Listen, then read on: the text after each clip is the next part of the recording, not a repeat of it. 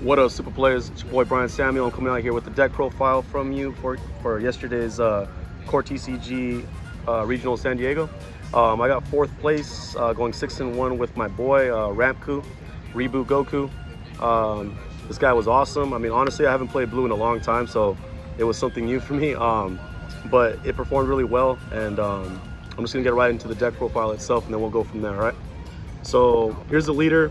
Those of you who know what it does. That's auto. When it attacks, draws a card, and it gets 1000 power for every card in my energy. So the awakening condition is once I get to 4 energy, or I'm at 3 life, I can awaken.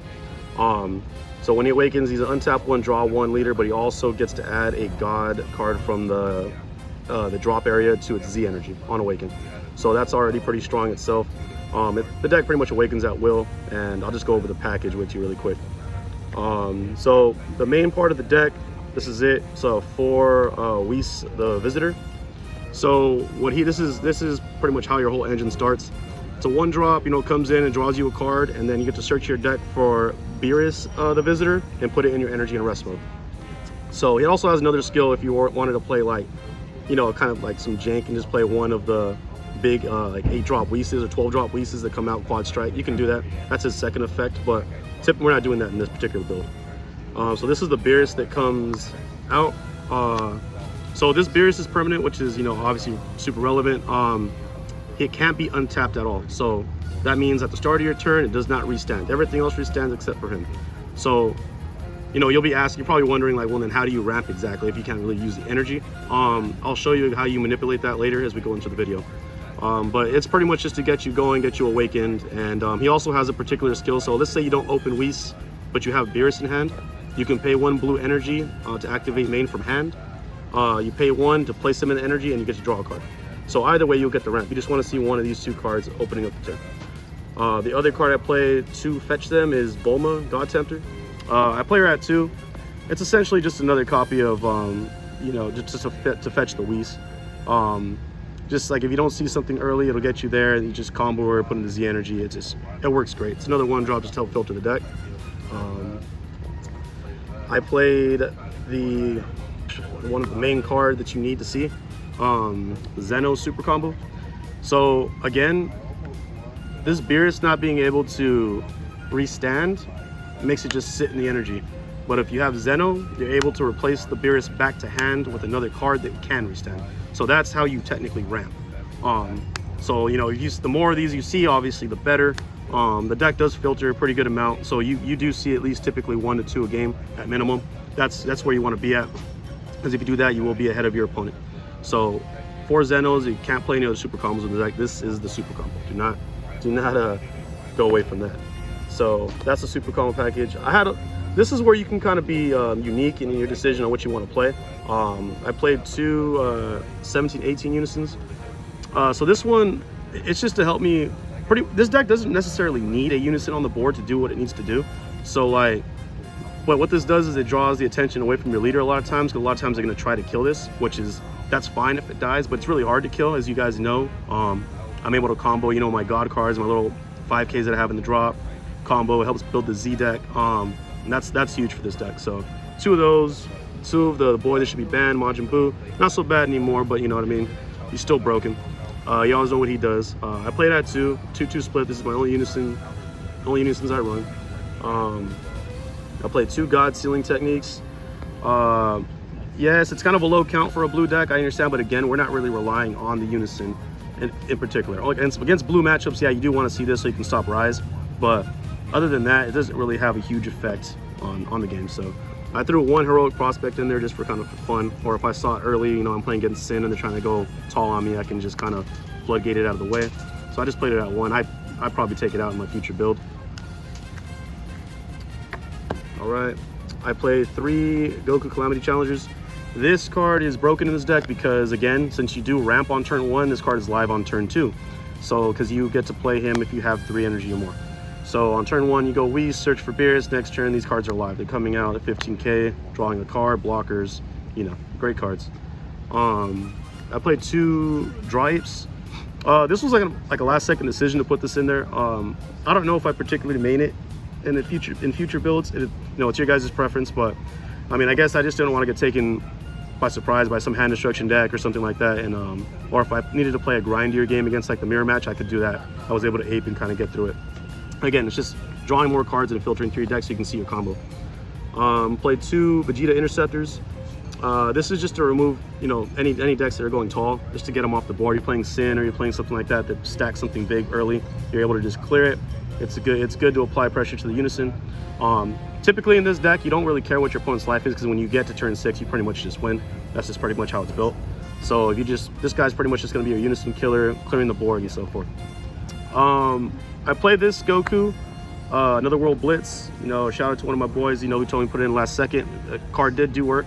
I wasn't sure how it was going to work in this deck, or if it would be able to come out consistently, but there definitely wasn't an issue there. So to activate main, you get to pay 4. You could, if you have no battle cards in your drop area, you can play this card from your hand. As deflect, triple strike, barrier, blocker. When it's played, you get to withdraw a card so it replaces itself, and then you get to KO any one of your opponent's battle cards. Or actually, I think it just puts them in the bottom of the deck, equal to how many extra cards you have in your drop. So we do have a lot of extra cards, which you'll see later. And that's another reason for 17 and 18, because 17 and 18 keeps your 5Ks out of the drop, so you don't have any battle cards in your drop and they stay in your Z energy. So that's kind of a little combo that works there. This guy's just a monster. He's just, you know, at the end of the turn, you switch one of your energy to active mode and you switch himself to active mode. So you're gonna have a big blocker at the end of the turn. And that's the main kind of removal of the deck besides Kale. So these are the 4 pieces there. I played 2 Golden Avengers. For the most part, unless I was playing against blue, to be honest, like I literally just charge these cards for most of the tournament. Because again, the combo that I have in my deck is pretty much non-interact. Like you can't really interact with it. So I mean, I just played it at 2. Felt like that was fine. Kale in this deck, she's a monster. Again, even if you have Beerus's in your energy, they do count towards your energy count. So you will have 7. So her second skill is gonna be live. It's great against yellow. You're playing against, you know, Trunks Vegeta or the new Rampku deck. This guy's able to come out and just kind of board wipe all the barrier, clear everything out. Or if you're playing against blue and they have the big Vegito triple strikers and stuff out, this clears it as well. So this is the Trinity. This is how you win the game. So we play 3 SS4 Vegeta Rise. So if you guys don't know what it does, you pay 6, it comes out, you look at the top 4 cards of your deck. Any mono blue cards, you can put them either in your hand or in your energy. Typically you're just gonna ramp, because after this is pretty much game. This comes out, so you have 6 energy, this comes out, goes to 10. You have 4, you know, it's 4 untapped energy. You're gonna go into your main boy. Yes, we play him, the big Goku. This is the SCR for the deck. Do not play hatch, trust me. You want this deck to kill, this is the card you need. This pretty much permanent says for every card in your opponent's energy, it gets reduced by 3. And then if you have 4 more energy when this card is played, you restand everything. So when you have 10 energy and you bring this guy out, you play Rise, you get 4 energy, you pay 2 for him, he restands all energy, and then you go into the boy, turning the tide. Once you get this out, it's pretty much unwinnable for your opponent. So this is gonna happen, this is gonna come out, and then you're gonna be playing cards from your Z deck, like the Vegito, for instance, or Cell, and you're swinging for, you know, his Awakened side says that when he has 5 or more energy, he gains double strike. And when he has 7 or more energy, he gains double strike and critical. So he's able to pretty much swing for double strike crit. This is for crit, your Cell's for crit, and this is a triple attack, and this is a 30K. So it's pretty much impossible, again, to stop all of this from one turn. So when this happens, you pretty much just win the game. You see the combo for the most part. I saw it the entire day, except for probably my 1 match on stream, which unfortunately I wasn't really able to showcase that. Didn't draw so well, didn't see the SCR, but that is what you do. This is how you win the game right here. This is the 3-card combo. And even if you don't see Turning the Tide, let's say, for instance, and you're just going, you could still go this with any beaters like Kale or 6-drop Goku or Z cards. Like, it's just really oppressive. Like, you're gonna bring out so many bombs and it's gonna be hard to deal with it. So unless they have Violent Rays or whatnot, or just end your turn, you're just gonna be going in.